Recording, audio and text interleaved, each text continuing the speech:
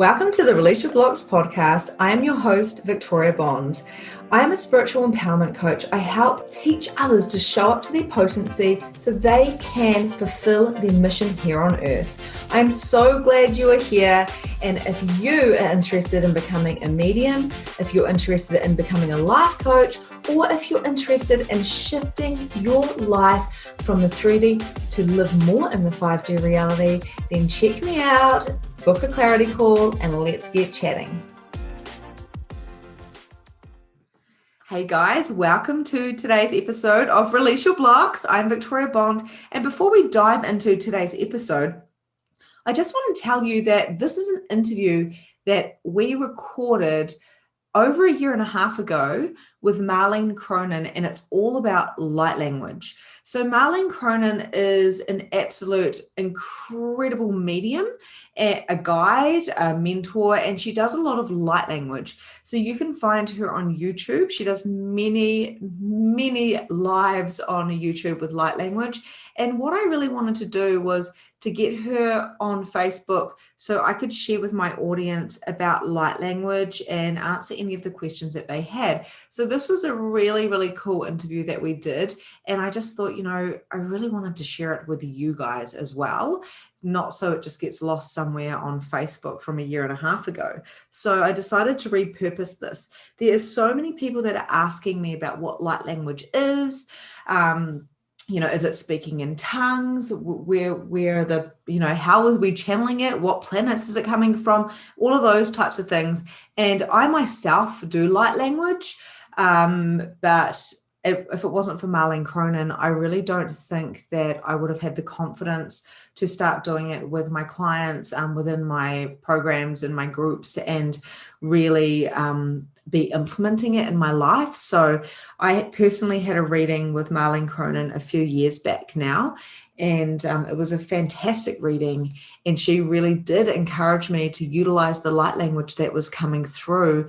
And she really made it, she normalized it, so she didn't make it like it was some kind of woo-woo crazy thing. She was just like, this is speaking in energy and this is what you do. So it's your time to shine and, share it with the world. So I will be forever grateful for Marlene Cronin and her mentoring when it came to expressing my own light language. So if you want to know more about this, you can go check out the notes and you can find Marlene's all of her details there. Go find her on YouTube. She's got a Facebook and an Instagram and all of those things.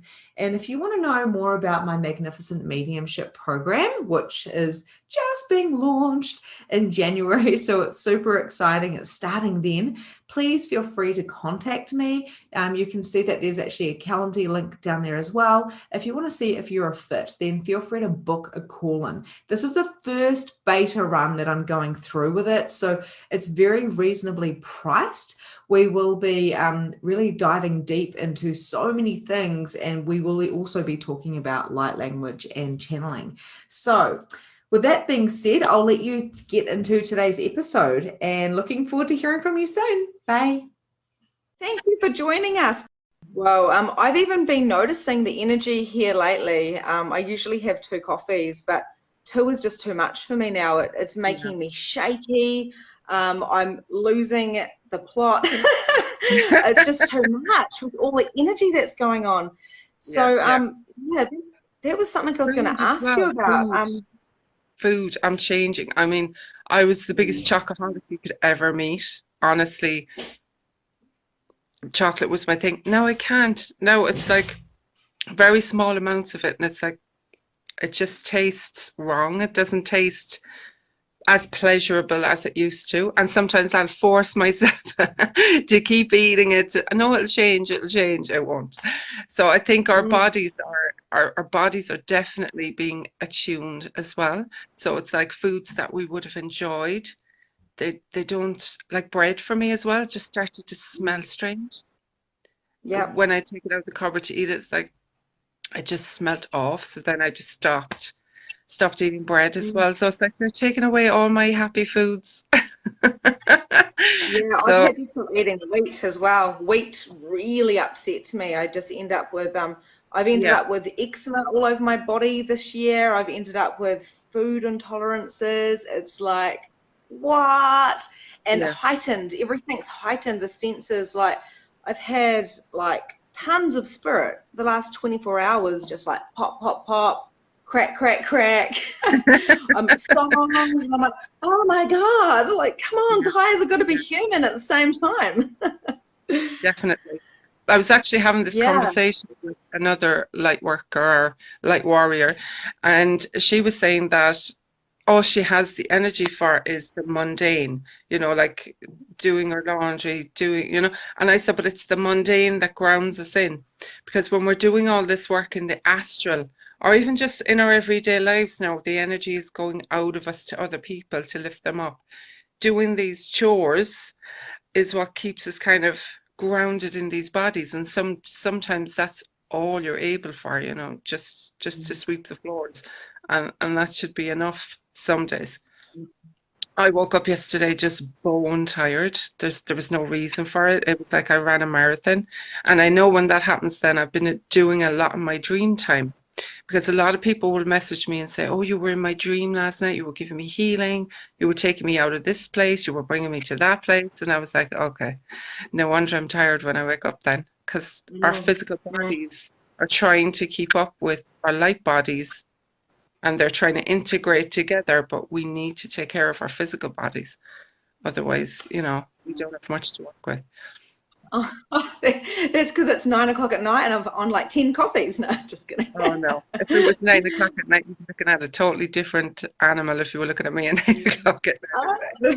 The energies. I had a lavender bath actually. I had to have a lavender bath to calm down, because today we've had armed policemen in our little town here in New Zealand. We've had the water's all brown, so the whole town, which we've only got like a few thousand, everybody's like, rah! So the amount of anger and fear that's going on in this energy, I'm like, for goodness sakes.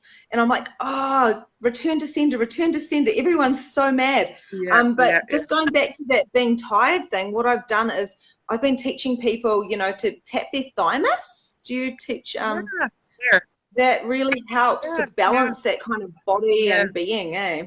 Yeah, I just find myself naturally doing that if I'm kind of freaking out. Or if I have clients, I'll just say, look, just tap there, or even just where it feels good on the neck there, just to tap that to bring a bit of balance in. Because tapping is phenomenal. Tapping is really, really good. Yes. I taught that to my daughter as well. And she was coming home for a while. She's 13. And she was coming home for a while, and she was saying, I hate maths. Do you call it maths or mathematics where you were?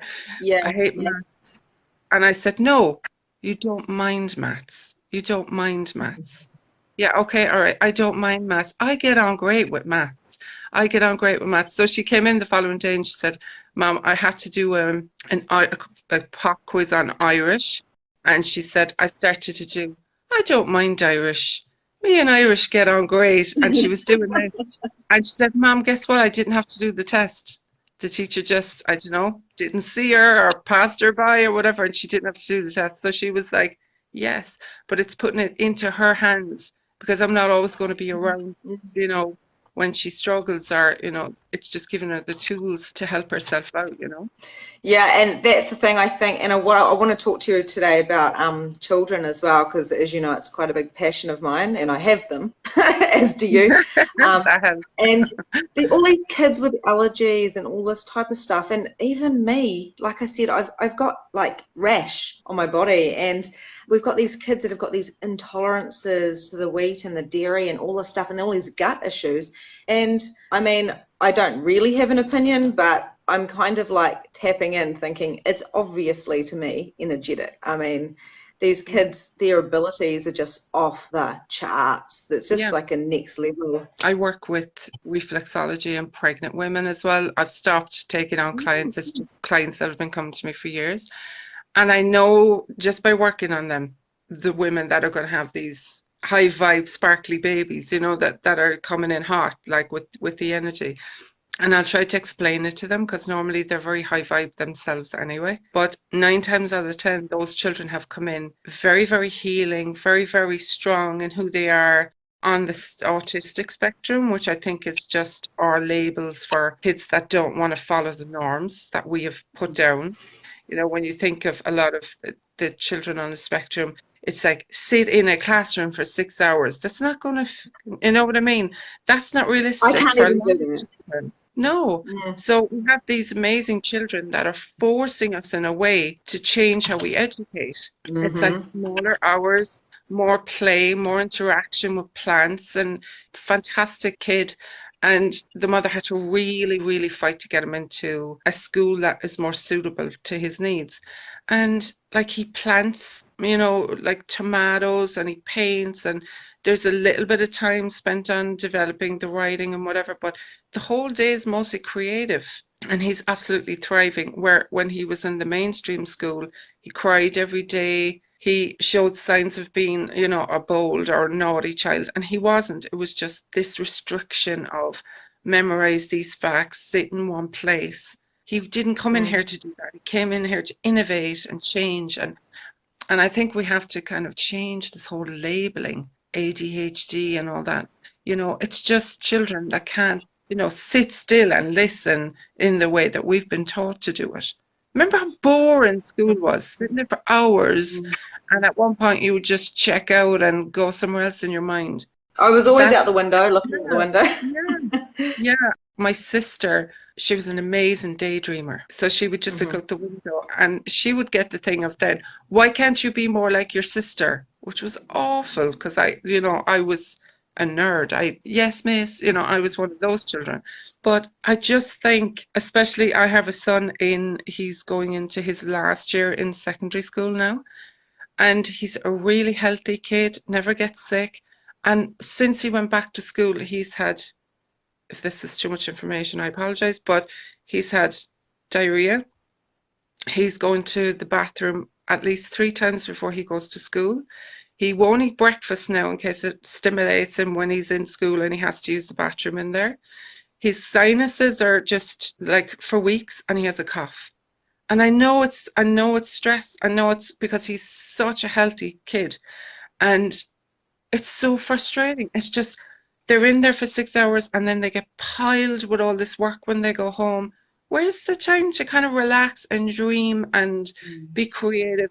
And we expect these 17-year-old kids to know what they want to do with the rest of their life. We're robbing ourselves because they're our future, you know what I mean? They're our innovators. It frustrates me.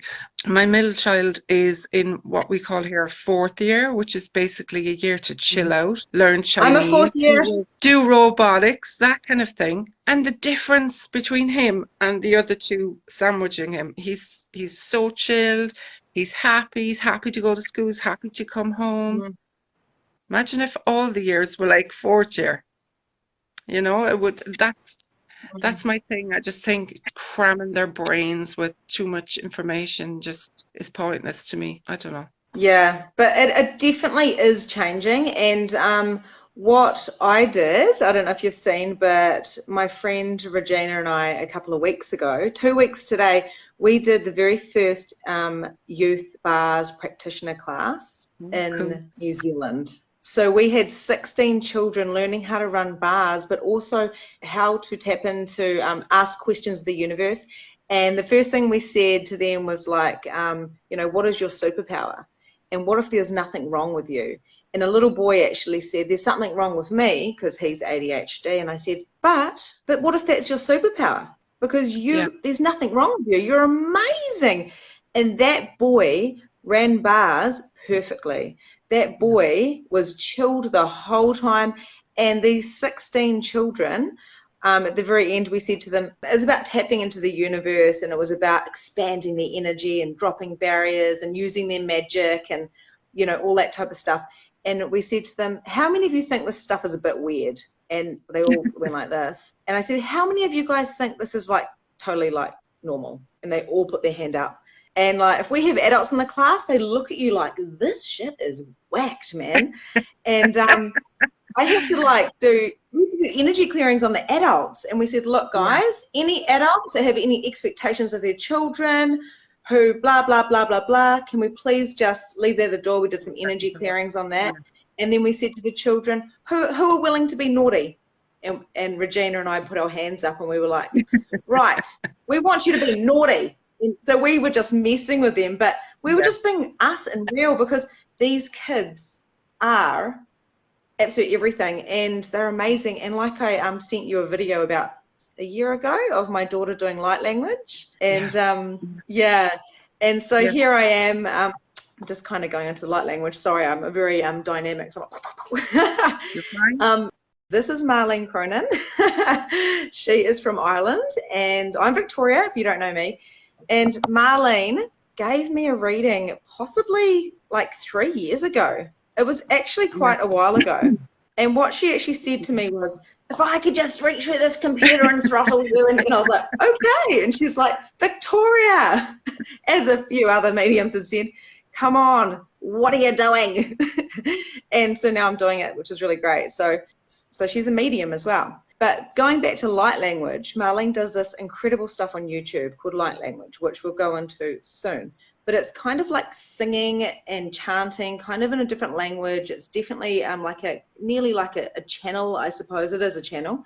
And it is very healing. I was running bars yesterday, and I turned it on while I was running bars for someone. I said, I'm just going to put Marlene on YouTube. And I had to message Marlene one day, and I sent her a video of my daughter Adelaide, who had an umbrella, and it was spinning around, and she was singing this beautiful kind of like, my friend Yvonne said, it sounds like fairy music. And sent it to Marlene, and Marlene said, yes, that is definitely light language.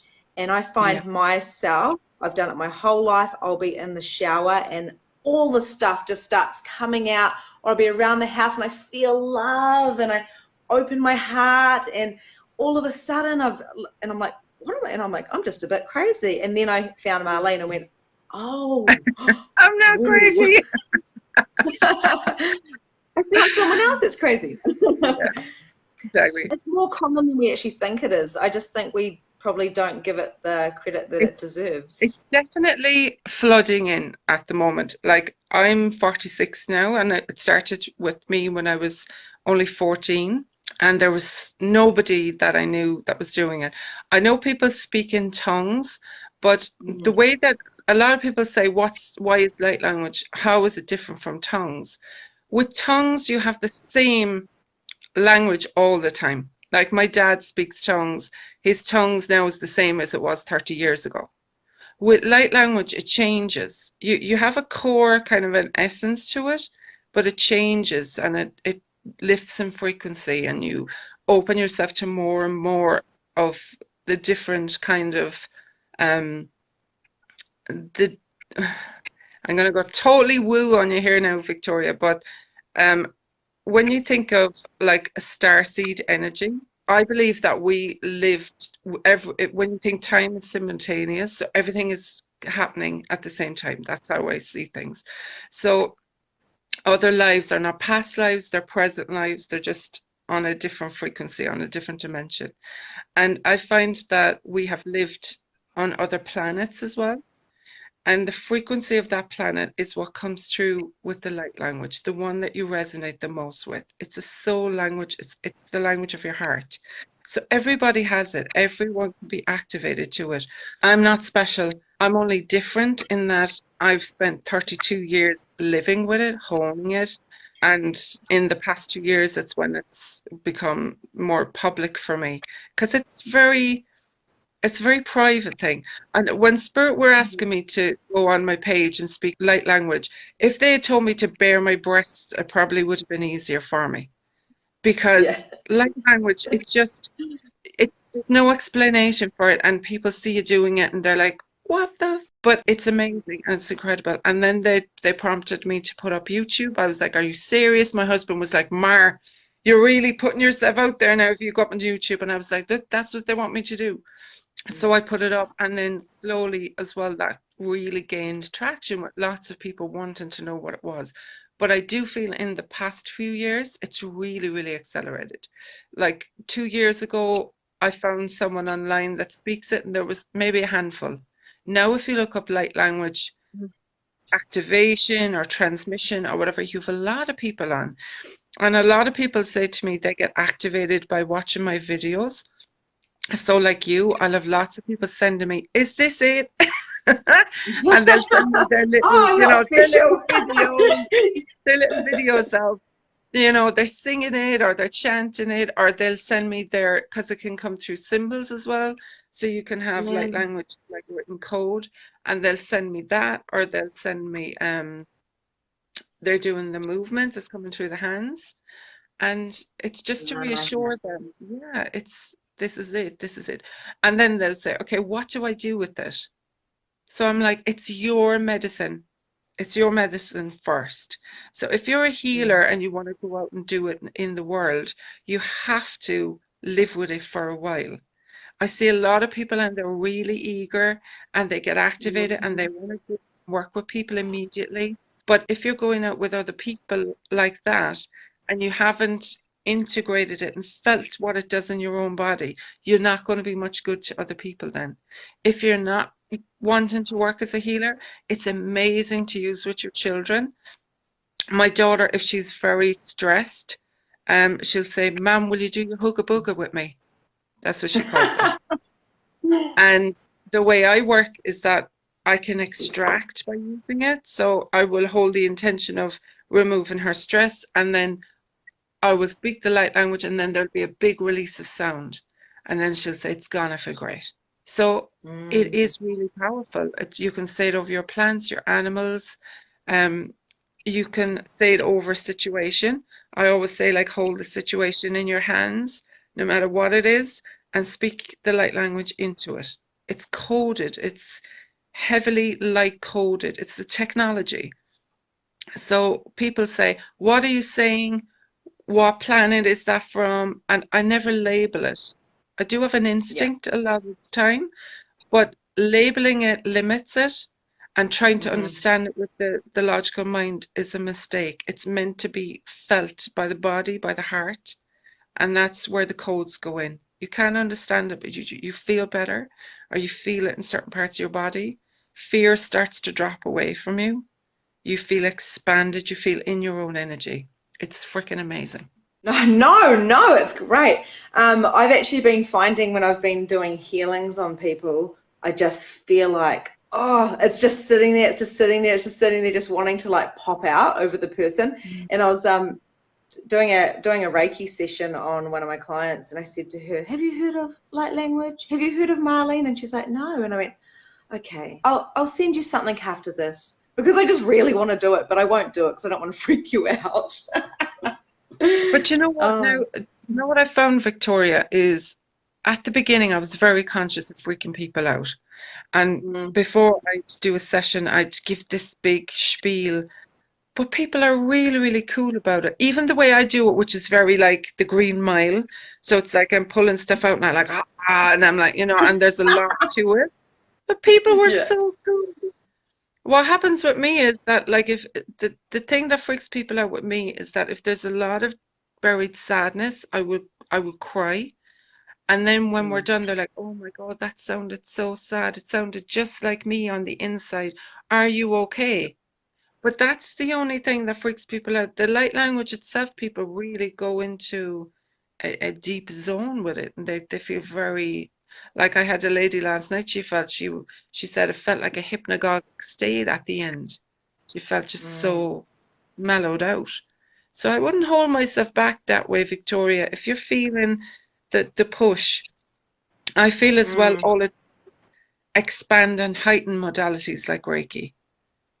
I feel that's the next level, and it comes in really, really strong, and it amplifies any modality that you have. In my experience, because I've done every healer modality you can think of besides IET, and the light language is always what comes through. It's always the energy that pushes through these other modalities. So if you're finding that it's coming through, I would let loose. Yeah, and it kind of goes hand in hand with because I'm a medium who feels, so I mean, we all feel, but my first thing is feel. So I feel it, I feel my heart open, I feel the emotions, and I'm not generally an emotional person. So I know Yeah. when I'm crying to a song and that song belongs to this person. And I've had quite a few experiences, especially the last few days.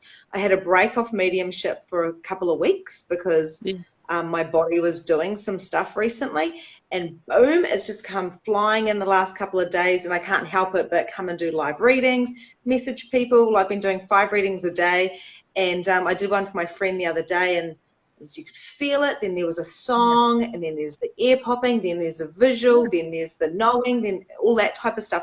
So I But it's like feel that primarily clairsentient. That's me as well. So you'll feel right. everything first.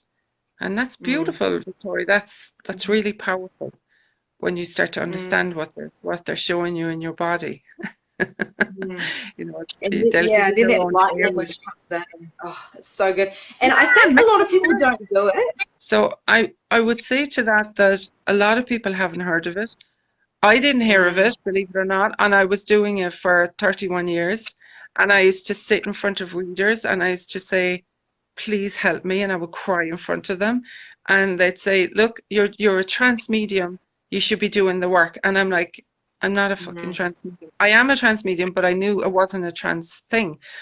And it mm, was only, I used to do a lot of research on my computer, and it was only when, just by chance, somebody popped up speaking it. And I mm, remember running around the room, oh my God. And I ran out and got my husband, and it was like Christmas Day in my heart because I could see somebody else and they gave me a label for it because I love labels. And it was like, oh, okay, it's light language. This is what it is. mm, It was a respectable label that other people were using, and then it just took off. But Galen, a lot of people haven't heard of it because it's something that's flooding in at the moment. And you're going to see a lot more of it. People like Victoria will start to use it in their work, and then she'll activate other people, and it will go on like that. I will do an activation at the end if Victoria's up for it. Maybe Victoria can join in.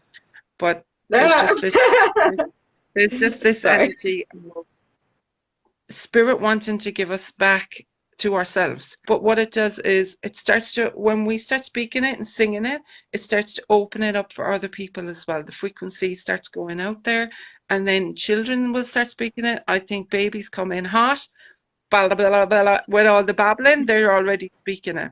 And they're already clearing us, and that's why we feel so relaxed around babies, because they're already healing us, and then we beat it out of them with A, B, C, D.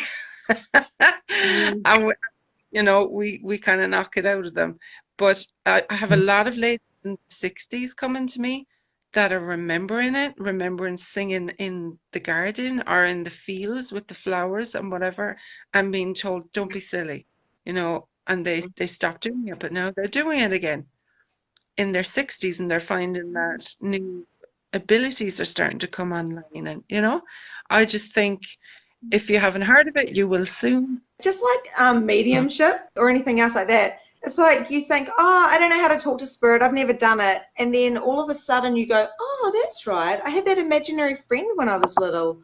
Oh, and I just recently remembered that I used to see all these little lights in my Yeah. room.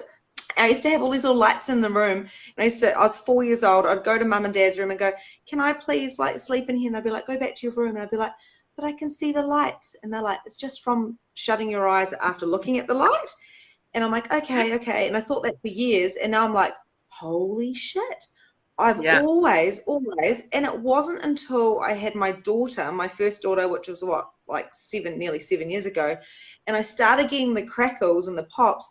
And I was up all night long, wired with the choruses going over and over and over and over. Yeah. And it took me so free. And that's why for a job now, I like to, I facilitate people about the spiritual stuff. So then they have an understanding that the signs of synchronicities that I told Luke, my husband, a story before, and he goes, how about my friend and what we went through in the last couple of days with a whole lot of spiritual stuff coming through for her from a loved one. And he goes, I'm just amazed how you put that together with the song and the birds and the name, because someone came to me that day as the same name as her loved one. Like, it's a puzzle. And once Yeah, you know it how is. you It can is. read, Yeah. It's a puzzle. It's amazing. I just looking at Rael there. She said her 2-year-old draws into the air with her hands before going to bed. It's beautiful to watch. That's gorgeous, Rael, because she's bringing that energy into your home as well, and she's clearing her space naturally, which again is phenomenal. You know, she's clearing her space and clearing her own energy before she goes to sleep.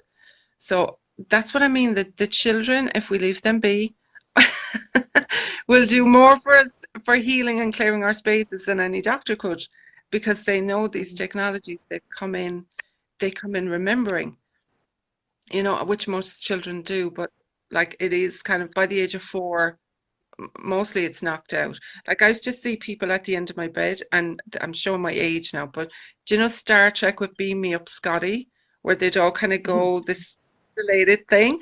That's what I'd see at the end of my bed. I'd see groups of people like pixelated, and I'd think, oh, that's like Beam Me Up Scotty. Spirit are very kind as well with children. They'll give them a visual that feels comforting, but sometimes they don't.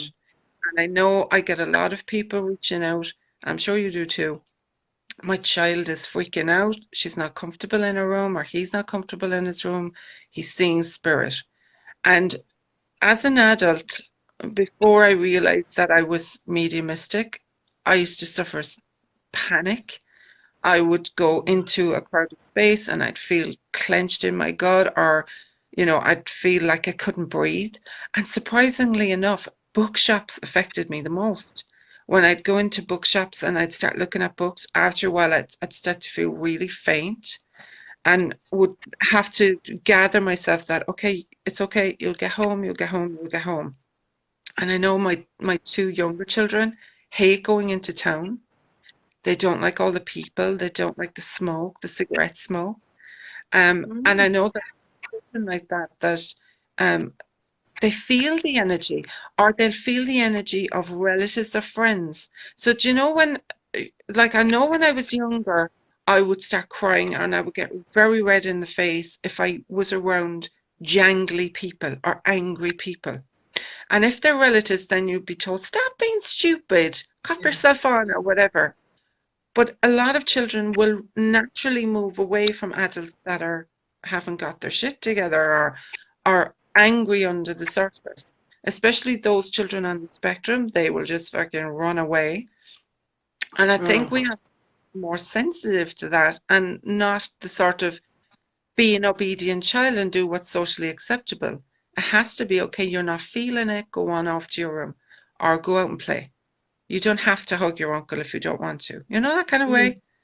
I will constantly say that with my own children. You know, do what feels okay. If you want to hug your aunt, you hug your aunt. If you just want to say hi, that's fine too. You don't have to give the energy exchange if you don't want to. You know, it's very important, because we've been groomed to be very socially obedient, especially as children. Respect your aunt, kiss your granddad on the lips. Do you know what I mean? These kind of things that children, they mightn't be okay with. They might feel that's too much energy going out. And what I would say to the people that reach out that their children are sensing spirit, I will usually give them a kind of a ritual to use in the room where they command the space. So you can go around like with a drum and or a pot and a pan and like a wooden spoon, and make it fun, and go around the room and say, you know, only loving beings are welcome here, only angels are welcome here. Anyone else has to go. And make it that the child is in control. What I usually say as well is selenite wands, if they like Harry Potter or angels, and they can use the selenite wand to kind of clear their space. You know what I mean? I do exactly that with the kids I work with. Exactly. Yeah. I give them a wand and I go in to do my energy clearings. Usually I say to the parents, I always give the kids crystals to hold, and I go, right. I take my smudging stick and I check, I make it a big like thing with the kids, because I connect with kids really well, and I go, do you have a wand? So they get the wand and I go, only love and light lives in here. Only love and light lives in here. And I get them to do it. I do the whole section. And then I go, okay, guys, after we've done all that, and I'm talking about kids that are like they've got portals in their room and they're running and they're running around, freaking out. And like 3-year-olds, I've been called at like 9 o'clock at night and all sorts. And then I've gone, okay, you guys stay here. I just want to go do some stuff myself. And I do some clearings and walk around my pendulum. And I've seen huge portals and stuff. And I'm like, no wonder that little girl was like jumping over that massive part. But by bringing the kids in and telling them about their superpowers, like my little girl, she had a little boy in her room. And then I asked my friend Karen, and I said, what do you sense in there? Just seeing what she'd say. And she goes, a little boy. And I was like, uh-huh. And so what happened was my daughter comes into my room at midnight and says, there's a little boy and he's really annoying me. He's tickling my toes or touching my head. And I go, oh, don't worry about him. Just go to sleep. I was like, he's not affecting me. An hour later, she goes, Mum, he's really annoying me. Can you tell him to go away? So this is like at midnight. And I was like, okay, go away. And in the morning, I go, is he still here? And she's like, yep. I went, okay, well, let's tell him to go. So we did this little thing and I felt the resistance. And anyway, I did a big clearing and we helped this little boy understand, A, he was dead, B, that there is somewhere else for him to go. And there's people, my ears are popping now. And it's because they just love it. They want to be cleared. They want to communicate. They want to contribute. Anyway, and my daughter, I just said to her, could you see him? And she goes, no. I go, could you hear him? She went, no. And I go, did you just know? And she went, yes. And I go, you're just like Mummy. You know. And don't you ever let anyone tell you that you're wrong. Because I will hunt them down. That's what I tell the other kids as well. That's our job. Yeah, that's our job, because then they will pass it on. My daughter has normalized what I do completely for her friends. It's just, they're fascinated. They think it's great. My older boys are grudgingly very proud of me that I do this online, even though they do take the piss out of me about it. But the thing is, it's interesting that you said about the portal, because this lady reached out to me that she had built on a huge extension on her house. And in her daughter's new bedroom, she said you could go from the house and then you go into that and the temperature would drop. And she wasn't sleeping well and whatever. So from my home, because I don't need to be in the house to do it, I saw 2 portals, one right next to what I saw was a huge television and one in another part of the room. And I said to the mother, is she watching horror films? And she said, she is. So I said, the horror films, if you can understand, is opening a portal for all kinds of gooey MacGooey to come through, right?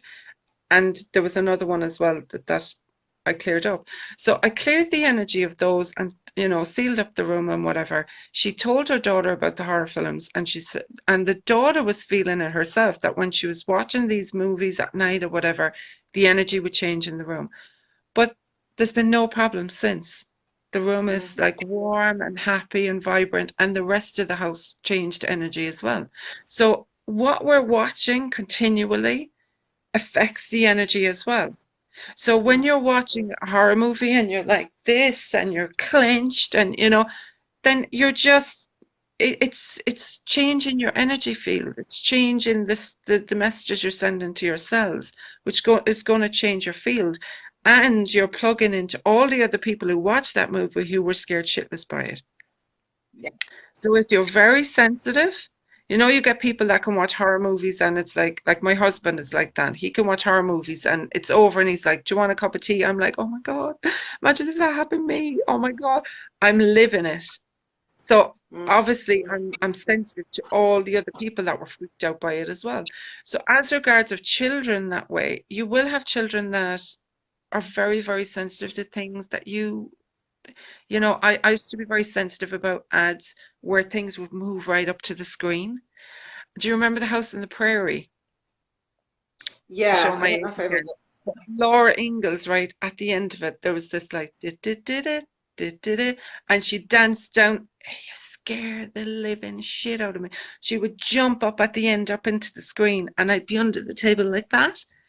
And there was another ad for Royal Life Insurance, and it would go from very far away right up to the screen, and it would freak me out.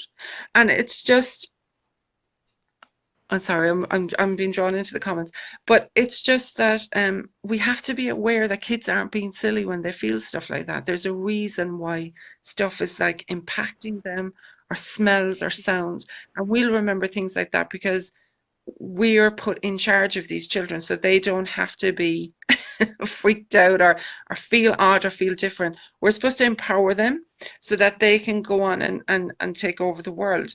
My daughter's very sensitive, so are my sons, but she's a different animal completely to what I was at her age, because I've made sure she is, that she feels this is normal, this is good. If I'm in the car with her and we go for spins, you know, she'll go, we'll go for a spin and we'll just drive for an hour. She has a playlist and she'll put on a song, and within 10 seconds she'll say, that's making you sad, I'm going to turn it off. And I wouldn't have said a thing, but it was making me sad. And they just tune in, and it's normal conversation then. You know, where I would have been afraid to say something like that when I was young, like the song is making you sad, because you'd get, no, it's not. You'd get denial. Do you know what I mean? Am I just babbling? Yeah. No, absolutely, because I'm the same with my daughter. I would say to her, well, what do you know about that? What are you feeling? So I like to teach about conscious parenting and stuff. And for me, what that means is, when my daughter asked if God was real the other day, I was like, fuck, talk about come out with the big one. I said to her, what do you know about that? I said, I'm not going to tell you what do you know. And I said, but I'm going to tell you one thing, sweetheart, and I want you to listen to me very well. Adults, most of them are wrong. So you go with your knowing, and you sometimes, just sometimes, maybe most of the time, you probably know more than the adults. So that little boy in your room, what do you think most adults would say? That it's not real? And I go, yeah, but you and I know different. And so does Daddy, and so does CJ, and so we know. So, and you know, the coolest thing about energy, because I just love, well, energy is everything. But if my husband went away for a week, and we're all really close. So the kids, he's just as much as a mum as I am. Like, we're really, you know, close family. And I say, do you miss Daddy? And they're like, yes. And I'm like, do you really miss Daddy? No. And if I go away, they don't miss me. And the reason for that is I've taught them to connect with his energy. So go, let's think of Daddy. Let's flow him energy. Now let's pull some energy from Daddy. So we're connected. So I was saying to one of my friends the other day, I haven't seen you for ages, but I don't miss you. No offense, because I just tap into you anyway. And she's like, yeah. So nice. I know you were okay because I tapped in, because I'm checking in. So that is what we should be teaching in schools. Absolutely and totally. And when you were saying earlier about, you know, you had those 16 kids and you were teaching them how to run bars, that's what we should be teaching them. We should be teaching kids how to be okay with, as you say, their superpowers, how to be okay with tuning into each other, especially boys. Oh my God. Like girls, from what my experience, girls will find this way of communicating their experiences or their needs. Boys, I find, even with my own sons, even though, thank God, they're really evolving now, there's still this sort of build-up that has to happen before they'll share what's going on with them. You know what I mean? And boys being sensitive. I know my eldest boy, at one point, his friend took his own life when he was only 15, and it blew my boy open. It blew his energy wide open, because his friend was coming to me all the time to want to communicate with them. And I was in the car one day and I said, look, he really wants to communicate. It might be too much for you. It's just there if you want to connect with them. And I could see the emotions in his jaw, and he was really struggling with it. And then that night he came to me and he said, can we do it now? I was like, oh, I'll settle down on the couch, but whatever. So we came in and we had a great conversation, and he said all the rude and naughty things that he would have said to him anyway, which was weird for me because he was basically talking like a boy through me. But it's what my son needed. All of this like rude boy talk is what made my son realize, yes, that's him. But what happened to him afterwards, because he tapped into his friend, he opened up.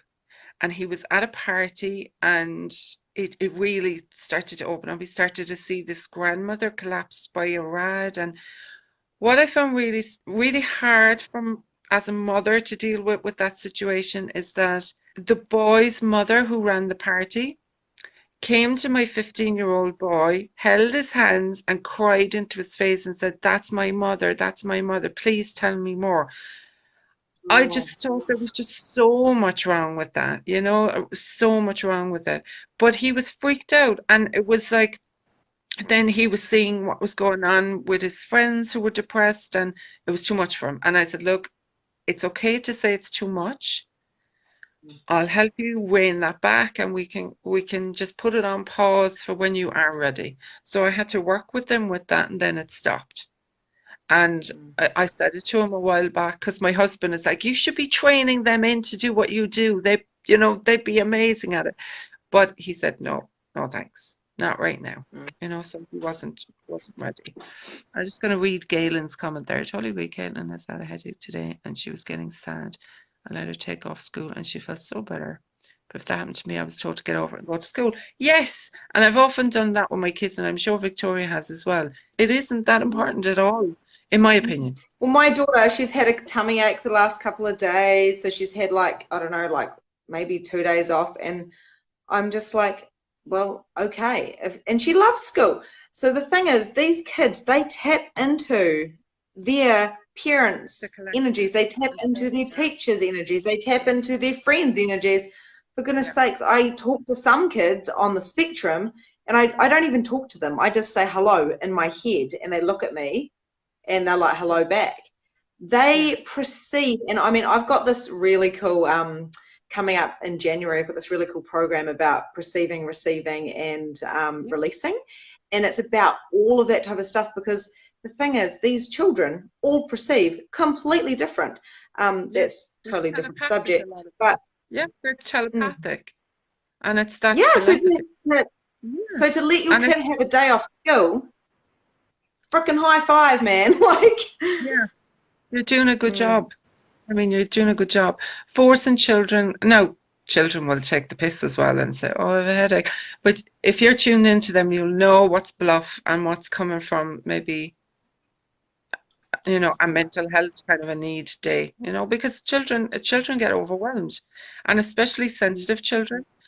Like I said, if my children are saying, "Oh, that teacher's so annoying," I'm like, well, why? She's just really angry, and they're picking it up, and then it's like, like my husband used to come home for years, and he'd be like, "Oh my God, the people that he worked with, so moany, so complaining, so draining."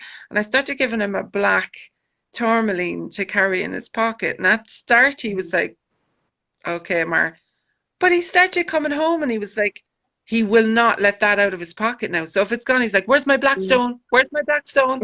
So crystals are really, and some people are really tuned into crystals. They're really connected to them. I find I can take very high vibrational stones, and they don't kind of affect me. I remember being so excited to buy moldavite because it's this freaking really high vibe, and I was like, I got a little bit of a buzz from it, but that was it. And then I had other people that would hold it. Yeah, the selenite is amazing. I always have it next to, because I do a lot of work online, so this is my travel. Cheers. I have that right next to me as well when I'm doing the work. And this one I love. It's like a little pet. This is my amethyst. I just love this. So I'll usually hold those before I'm connecting in, just to give me a bit of a charge. But the moldavite, there was people will hold the moldavite and have to give it back because it would feel like it was burning them. And then people would get really, really tranced out dreams, and it's really high vibe. So what I'm saying with that is that some crystals will pull you, and they'll feel like home, they'll feel familiar. Others will feel like electricity, and maybe you're just not ready for that vibration just yet. It's like friendships. That's what crystals are. They're friendships. They'll pull you, and they'll say, "Okay, I have something to give you," because you get a warm, fuzzy feeling. When I was on holidays, my husband came back from, I don't know, he went to the markets and he said, I was really drawn to this for you.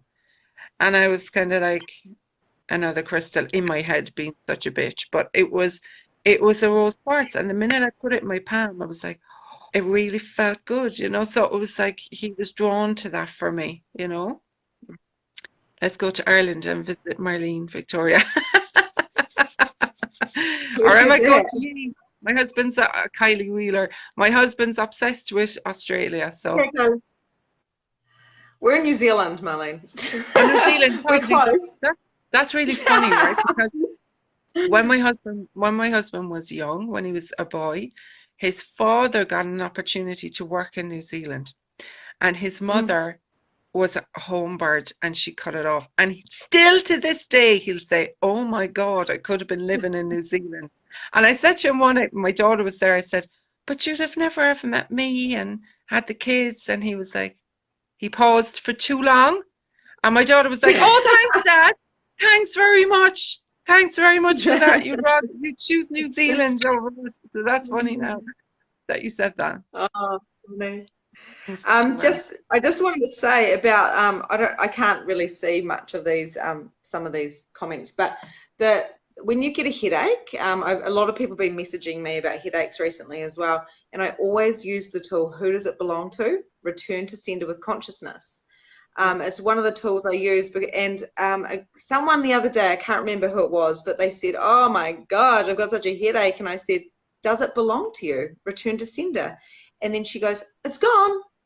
So quite often our children, it's a really good tool to use with the kids as well, because when they say, "Who does it belong to?" then it's like, it's just putting that question out there is enough to create the awareness.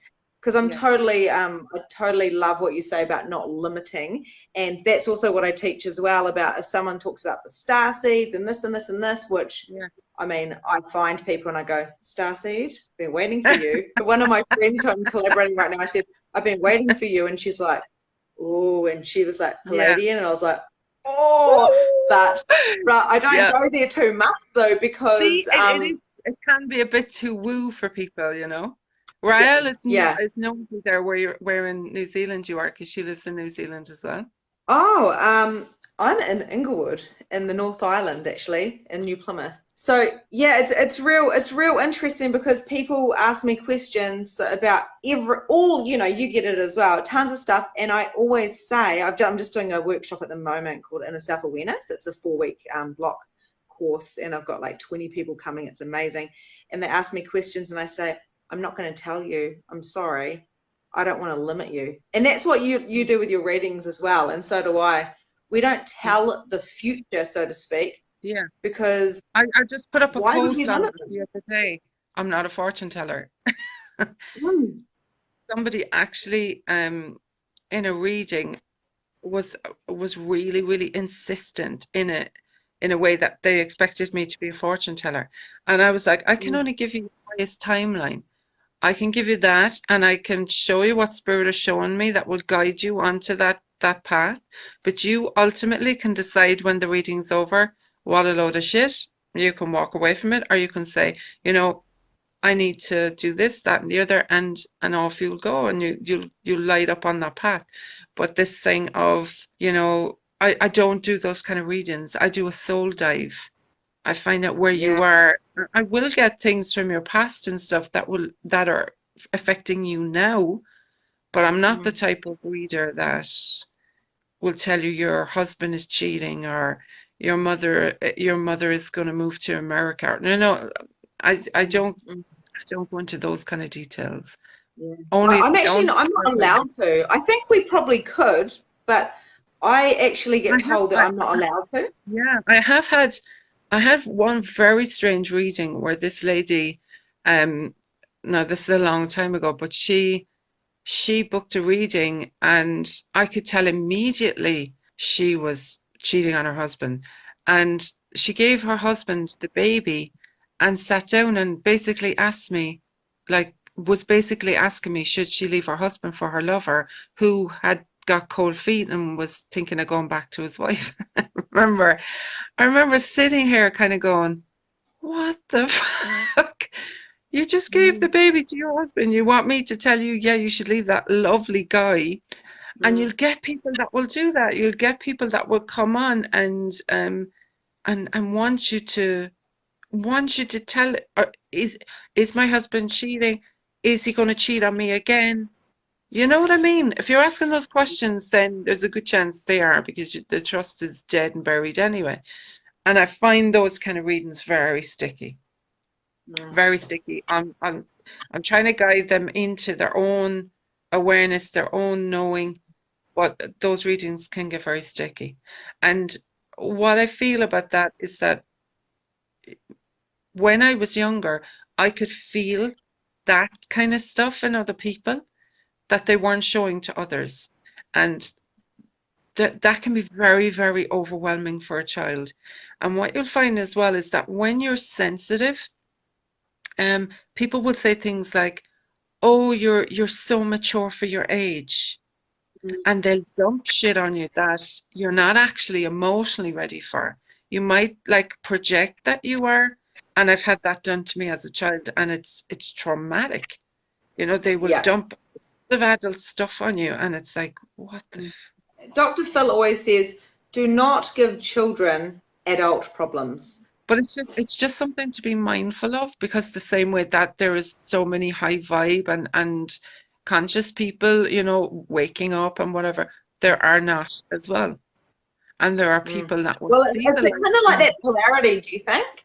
Like it's nearly like some people, it's like everything.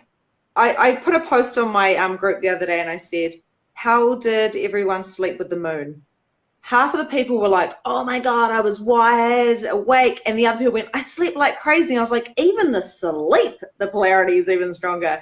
But people are messaging me and they're saying, I'm so close to going on antidepressants. I've got such high this, I'm suicidal. And I'm just like, hold on, like, just hold on, because it's like the polarity, but half the time they don't realize it. They're so gifted, but the energy is intense.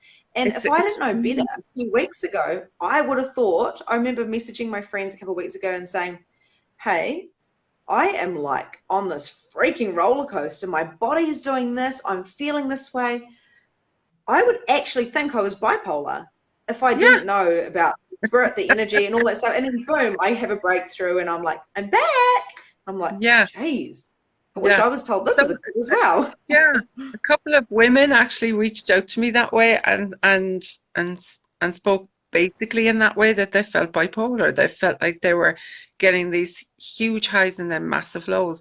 And with these energy, with this energy influx as well, your body, like we said at the beginning, your body is going to have to process this plasma, tonic, whatever energy.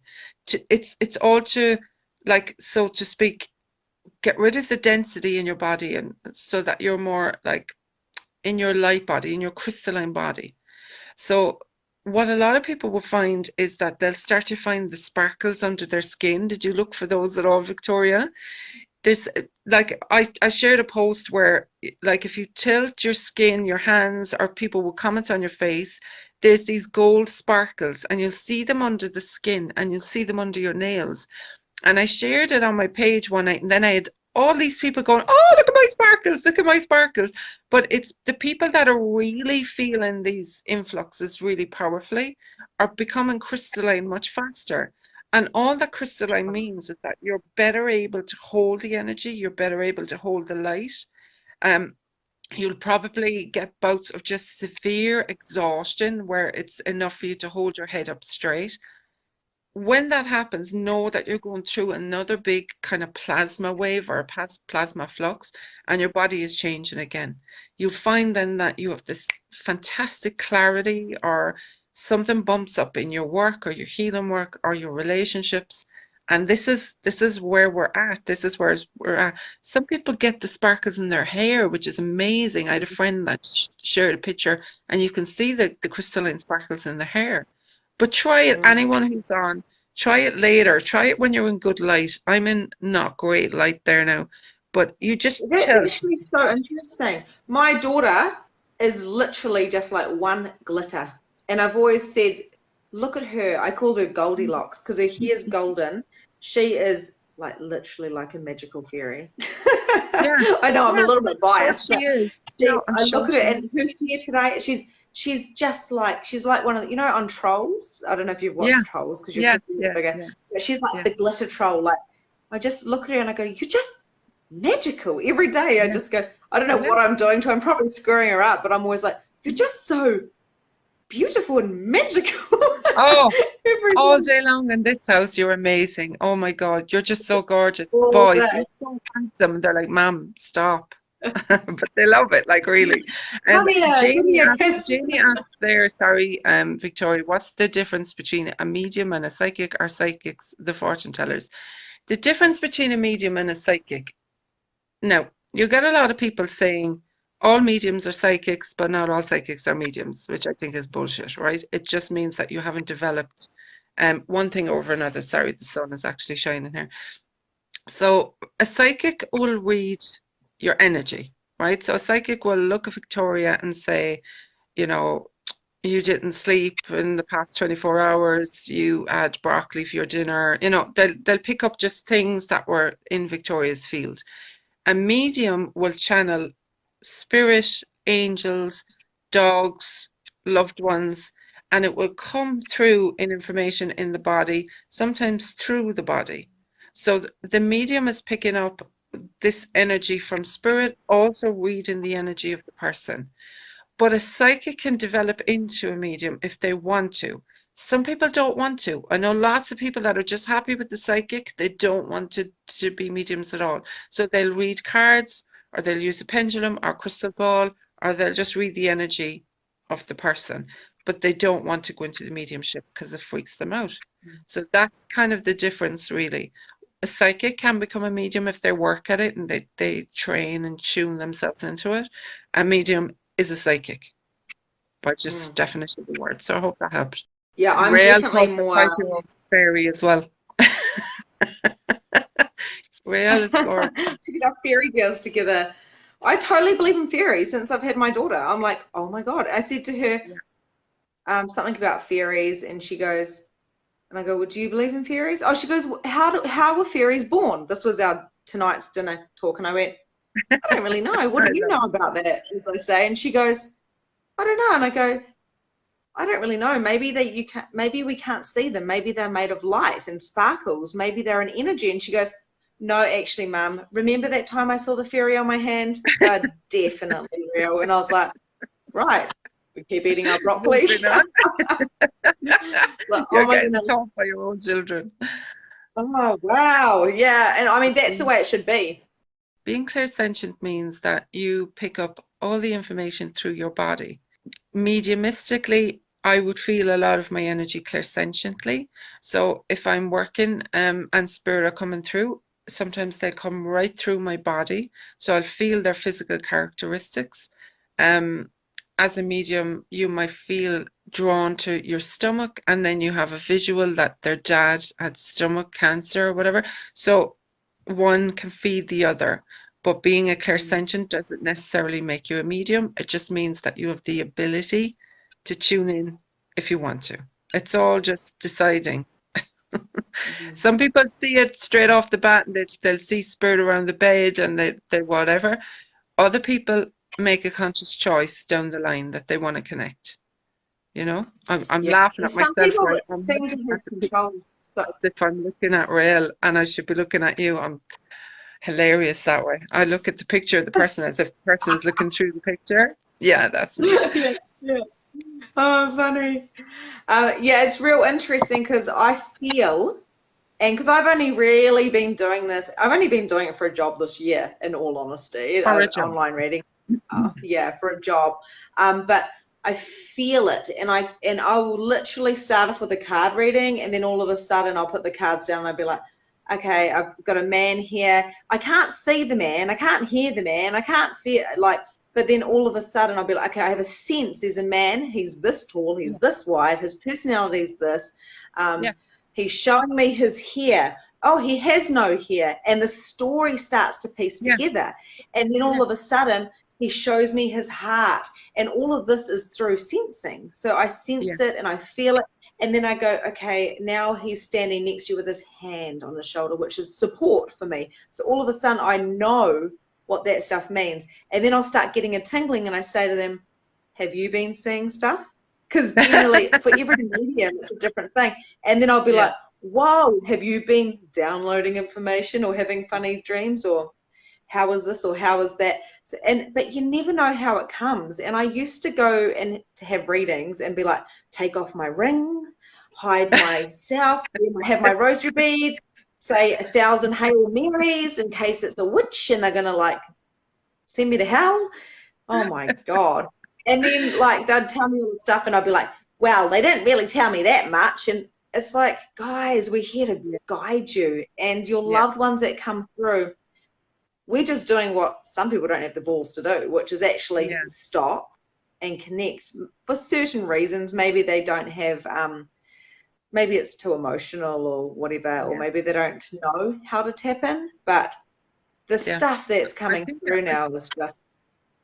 I think a lot of it, I think for me, my mother was very sensitive, but I had like, she was terrified and everything was evil. Everything was ghosts and pukas and all this Irish fucking scary stories of the banshee and all of that. So I grew up with massive amounts of fear around it, massive amounts of, oh my God. So the same way when the light language started coming through me, it was all these voices and all these like human voices as well, you know, and I thought I was possessed because of the way I was raised. So I had no one in the family really that would understand that. So it is upbringing, a lot of it, a lot of why people are afraid to go into it. It took me a long time to decide. Like I was 41 before I decided I wanted to work professionally as a medium. And I went and sat in a circle for 2 years to develop, to see what I had, to see if I could actually be of service to people.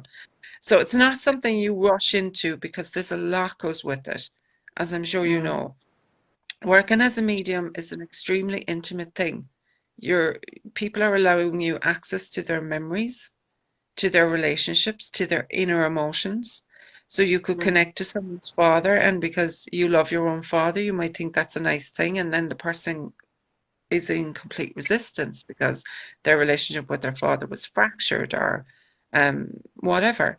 And you have to be very, very, like, I think I came to it in my 40s because I was emotionally grounded enough in my 40s to do it. That's not saying people in their 20s can't. I just know for me, I had enough heft at that point. I had had children. I was married. I had had a very interesting home life myself. So I could offer those perspectives to people. But it's not something, I remember getting a reading, I think I was around 38, 39. And this lady said to me, Marlene, you have it all. You can do it all. But don't be in a hurry. She said, you're going to deal with the deepest, darkest levels of emotion that people have. And you're going to have to be able to hold that energy and not go under, which kind of freaked me out. But I understand now what she meant. So I know with all the will in the world, people think it's a glamorous thing. And I think it's, you know, this great party trick. A lot of people do. But it's not. It's you're really going into someone's soul, someone's imprints, someone's memories. And you have to be extremely respectful and gentle with a lot of people because they're afraid. And yeah, like there's a fear involved. I know for me, I had to drop a ton. I did a lot of self-development, a lot. Went through this massive spiritual awakening, that's like when the spirit was too intense. It was way too intense. I was like, what do you want? Like out loud. And I was like, I've had enough. Stop it. But look, I had to go through all this stuff, and I had to drop judgment. I do not judge people like I used to. I used to be, I'm like in my late 30s now, but I used to literally be so judgmental because I was living from the conditioning of my upbringing, of what I thought was right. And I did a post on this today as well.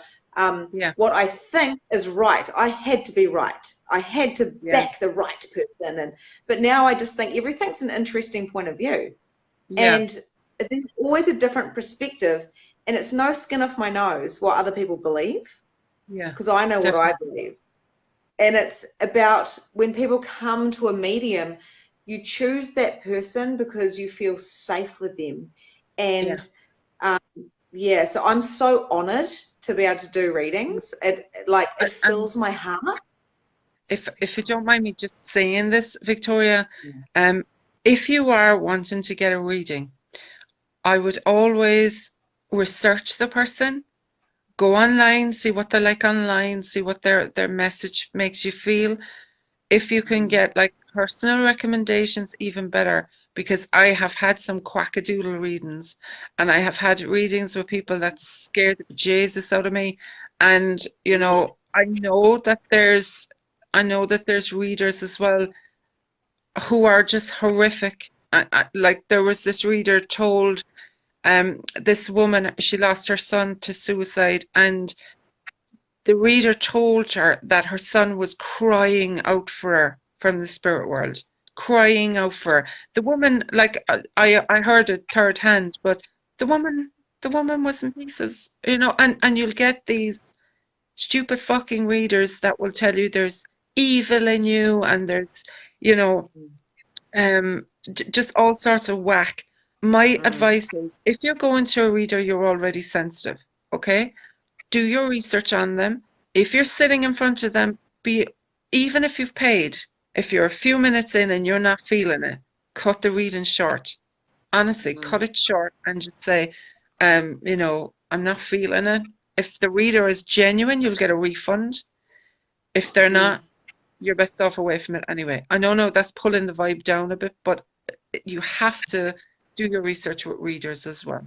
And just make sure that, you know, you're taking care of yourself. Because if you're high vibe, there's different types of readers as well. There is. It depends on what you're after. I sit there and I say to people when they come to me, I want a reading. I have readings overseas now as well, which is really cool. And I say to them, I will not tell you your future. That's the first thing I say. And I think it's really important to explain to people. I say, this is what I do. This is what I'm going to give you. Your loved ones may come through, but I'm a guided reader. So what I do is I do a guided healing. You receive a healing with the reading, and it's usually like an hour to 2.5 hours. A guided healing session is 2.5 hours. And just like you do with your light language, I'm just like, I'm feeling and I'm seeing this white light just going to them.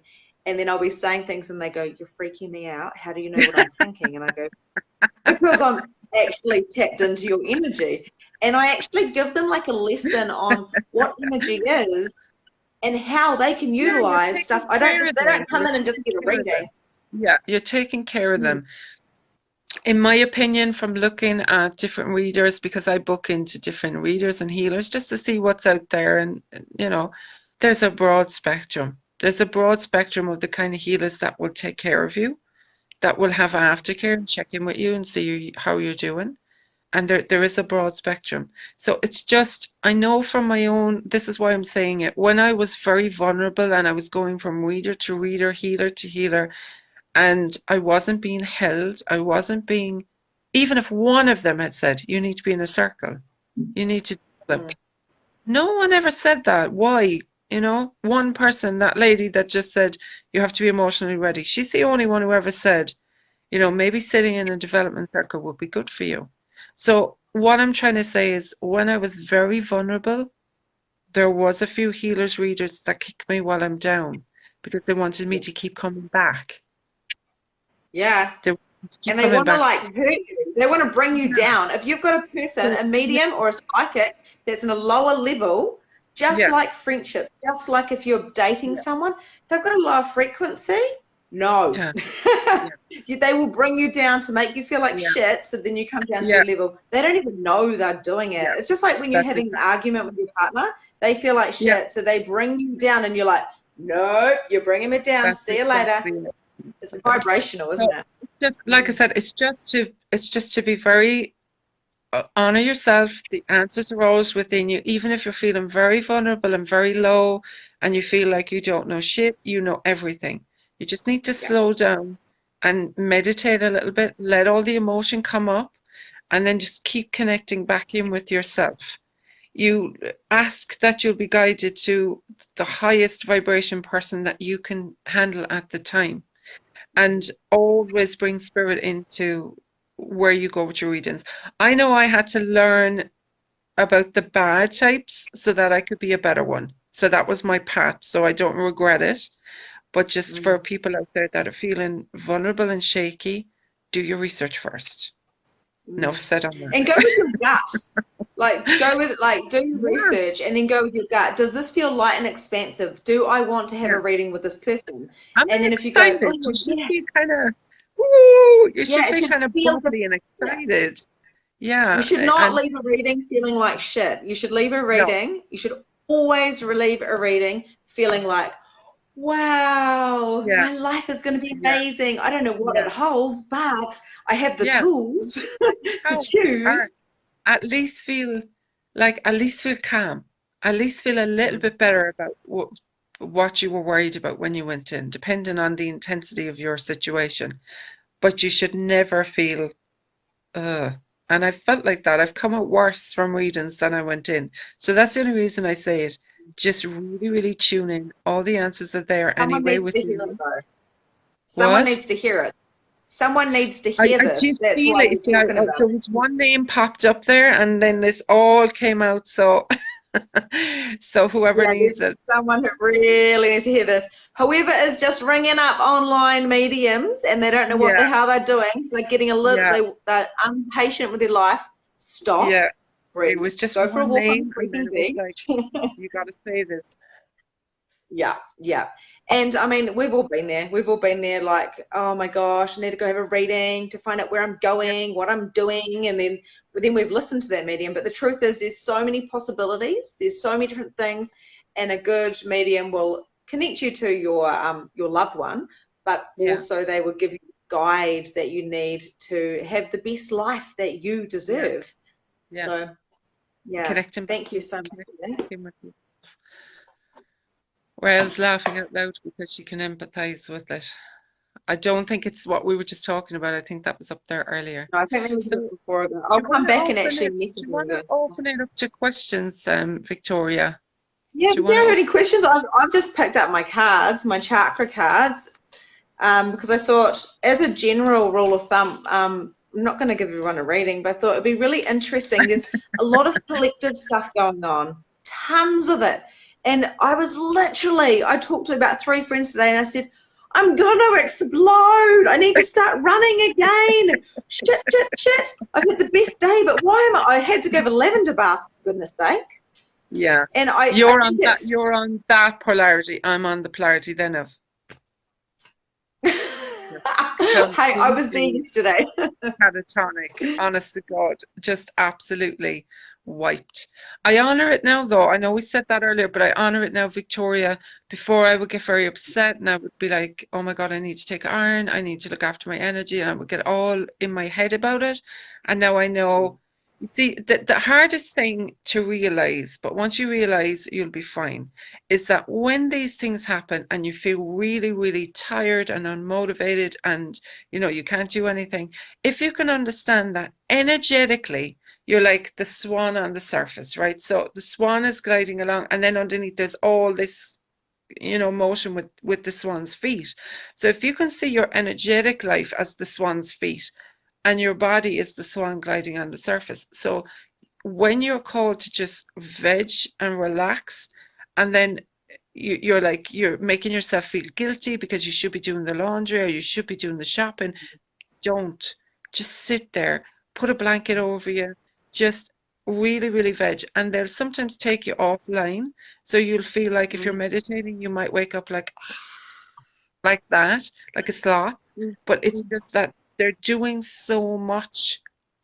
They're doing so much on the, on the ethers, on the astral level, on the light body level. And you'll find that as you move through that, then you get this huge burst of inspiration. You feel more sparky, you feel more like yourself again. And, you know, it's just about tuning in and allowing yourself that time to just decompress and just do whatever is in front of you to do. And know that energetically you're doing masses amounts of work, especially if you're really called to be kind of vegetative and sleepy. You're doing huge amounts of work. You, on the other hand, because you're so much energy, you're meant to put that out there for us, for the catatonics. So get out and run, do your painting, do whatever it is to push your energy out. And it's all like. But 2 days ago, it took me 3 days to put away my groceries. I had potatoes in a box sitting on my table for 3 days, and I'm like, for fuck's sake, I just need to put away the goddamn potatoes. My washing pile, I've just managed to fold it today. So this has not been like this. But I just pulled a couple of cards as well. I just wanted to say, we weren't taught to be okay, to be tired. We weren't taught to be okay to be like this. Especially as women, we're meant to be perky and sociable and, you know, on. We're meant to be cleaning our houses, and we're meant to be, you know, whatever the fuck we're meant to be. But it's not real. We just need to drop all of it. We just need to drop all of it. And on another level, it's the whole thing about how we should look, how we should act, how we should behave, all needs to go. It all needs to go. And I do feel this is what this energy is doing, because you see more activists now. You see more women that are like, my fat body is amazing and I love it. Or, you know, different things, different voices coming through. People of all shapes, forms. It's like this. It's awareness, opening. Everyone's opening. Yeah. But it's the energy, you see. It's this energy that's coming in, that's cleansing all these programs, all these patterns. So again, when you're really tired or really wired, you're shedding these patterns and these programs so that you're back in touch with your natural God-given energy that you came in here to do your original thing. You're not going to sound like others, look like others, and that's perfect. That's good. If you're copying someone else, you're getting it wrong. You need to be fully on, you know. You can be inspired by people, but not copy them. Use it as a platform to launch your own way of doing it, your own way of being. You can't copy. You just can't, because you're just, everyone is unique, you know? Yeah. So Marlene, I'll show these quick cards, and I'd love a little bit of light language from you. Yeah. Before we head off. I know you've got a whole day ahead of you.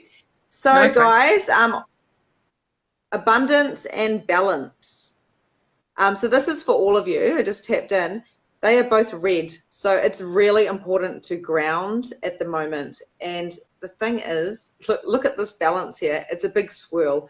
To me, that's saying exactly what we're saying. Tired, excited, yin and yang, high and low, hot and cold. It's all of that kind of polarity stuff as well. So please, like Marlene was saying, just don't beat yourself up if you're not on 24/7. I think the strongest thing coming through with these, I don't know if you can see them, if it's a bit kind of blurry, is the red. So grounding, red is the root chakra. So it's all about that root, which is just on the pubic bone, going through actually the energy. And to ground yourself, put your feet on the ground, breathe. We stop breathing when we, don't we? We literally stop breathing. Like when we're stressed, we're like walking around. So breathe, stand up straight. Yeah. And what else for grounding? Wear red, you know, like wear red, be more present. So bring yourself red knickers are great. Yeah. Oh my gosh. Oh, I don't have. I used to have actually my circle leader used to always say that, wear red knickers, wear red when you're on platform, you know, when you have to stand up and do a dem. But she would always say wear red knickers or red socks to boost your sense of power. I've never even thought about that. I've always been like red lipstick. I think also as well, when people get this grounding down, if they can manage, because there's a lot of energy happening from now to the end of the year, what all the intentions this year are going to go into next year, and then they're going to kind of come fruition. So I'm booking in tons of workshops now because now everything's popping, but it's also that balance. It's going with the flow of it, I think. But this abundance, I think abundance is that polarity again, but there is a real big, strong abundance. And I think that's going to actually be coming in if you kind of get the balance going on now kind of thing. So it has to be finding that balance for you, which is different for everyone else. Marlene wants to have a sleep. I want to go party. And then tomorrow we might swap over. So there's no wrongness. It's just about where you're at. So, yeah. And I think next year there's going to be quite a few different possibilities for everybody as well, which is pretty amazing. And the fire signs, everyone's going to be on. Yay. That's all I'm going to say because I'll talk for hours. Ground, people, ground. Okay. So I'm going to do a little bit of light language for anyone who hasn't heard it before. It's a soul language. We all have it. You may find that it activates by listening to me if you're ready for it. You may find sensations in your body. My advice is to maybe just close your eyes. You can look at me if you want to, and just receive it. Just let it go in where it needs to go in. I'm going to hold the intention that everyone receives exactly what they need from this now.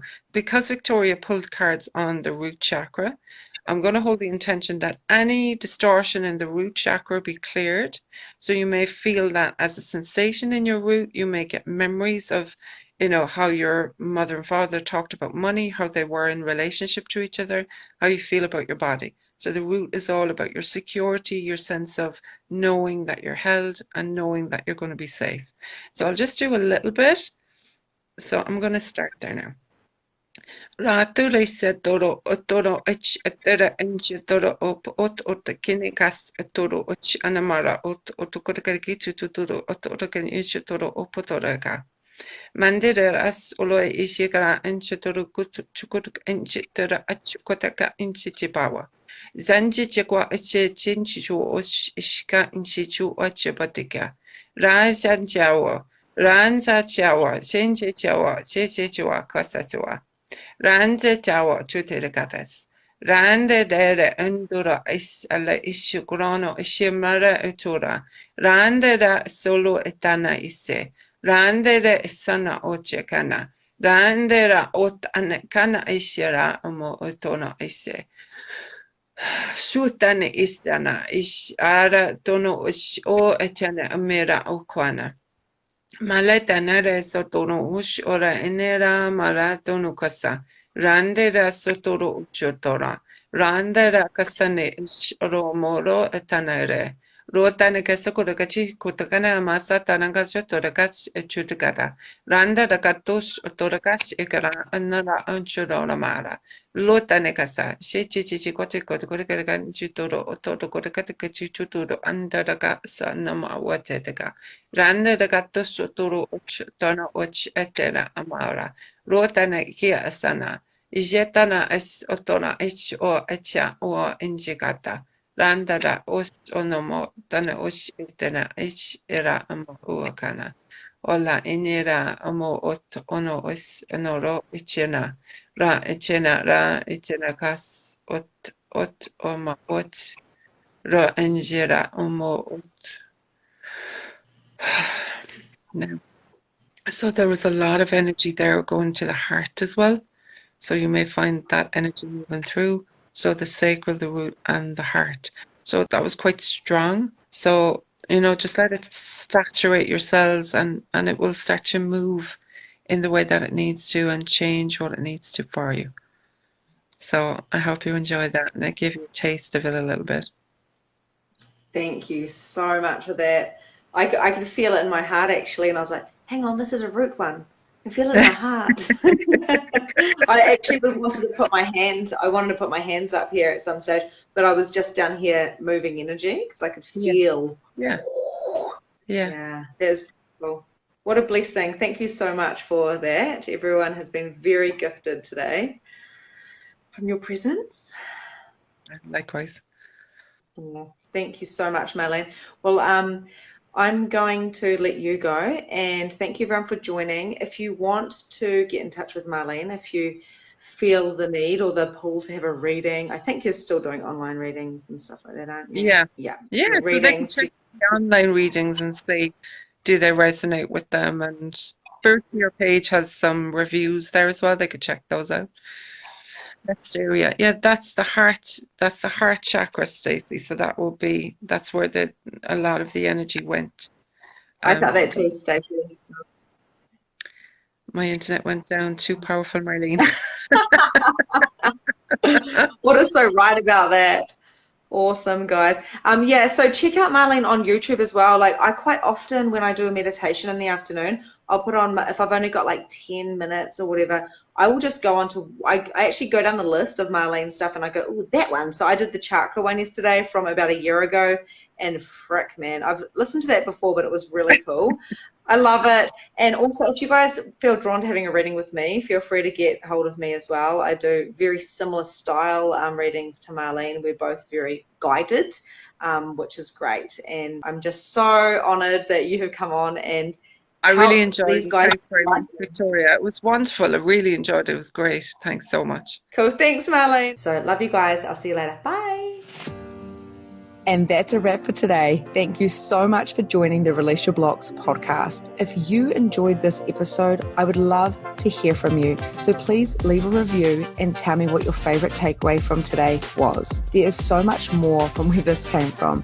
You can also find me at Holistic Energy Shifting on Facebook, where you can find more content, more coaching, and more guidance. Have a grand and glorious day, and I'll see you next time.